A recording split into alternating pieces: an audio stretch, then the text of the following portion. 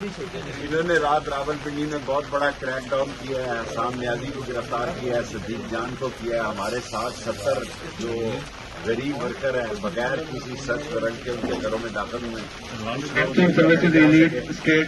یہ الیکشن سے فراری ہیں، یہ عمران خان کی گرفتاری مسئلہ نہیں ہے، گرفتار تو ہوتا رہتا ہے، میری آج تاریخ تھی۔ اصل مسئلہ یہ ہے کہ یہ اس کو نااہل قرار دے کر تحریک انصاف پر پابندی لگانا چاہتے ہیں، کیونکہ یہ الیکشن نہیں کرانا چاہتے۔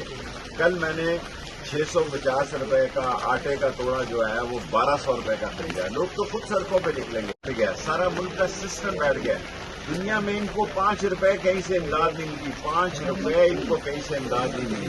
IMF کی ابھی تک ان کی کوئی میٹنگ نہیں ہوئی، اور جو اسحاق ڈار نے بیان دیا بہت ہی خوفناک ہے۔ مجھے خوشی ہے کہ ہمارے ذمہ داران نے یہ کہا ہے کہ جان چلی جائے، ہم اپنے کسی قومی سلامتی کے اثاثوں پر کوئی دباؤ برداشت نہیں کریں گے۔ قوم ایک ہے، پاکستان کی بیٹی چاہتی ہے، الیکشن چاہتی ہے، عمران خان کے ساتھ کھڑی ہے۔ یہ اگر اس پارٹی کو بین کرنے جا رہے ہیں یا نااہل کرنے جا رہے ہیں یا عمران خان کو گرفتار کرنا چاہتے ہیں تو کر لیں۔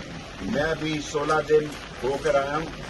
آج کا یہ جھوٹا کیس ہے، میرے گھر میں ڈکیتی ڈالی ہے، میرے پیسے نکال کے لے گئے۔ رات کو 2 دن پہلے 2 ٹیلی فون میرے گھر چھوڑ گئے ہیں، 3 ٹیلی فون پڑے ہوئے ہیں میرے اسٹاف کے، اور میرے پیسے نکال کے لے گئے ہیں، بہنیں اور گاڑیاں واپس کر دی ہیں۔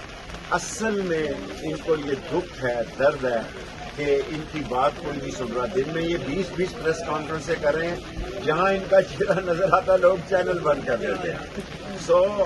چٹان کی طرح انشاءاللہ تعالیٰ ڈٹے ہوئے عمران خان کے ساتھ۔ اور باجوہ صاحب نے جو کہا بہت دکھ ہوا، میں تو ایسا بندہ نہیں ہوں، میں تو واحد وزیر ہوں جو کیبنٹ کے اندر کہا کرتا تھا جب مہنگائی تھی۔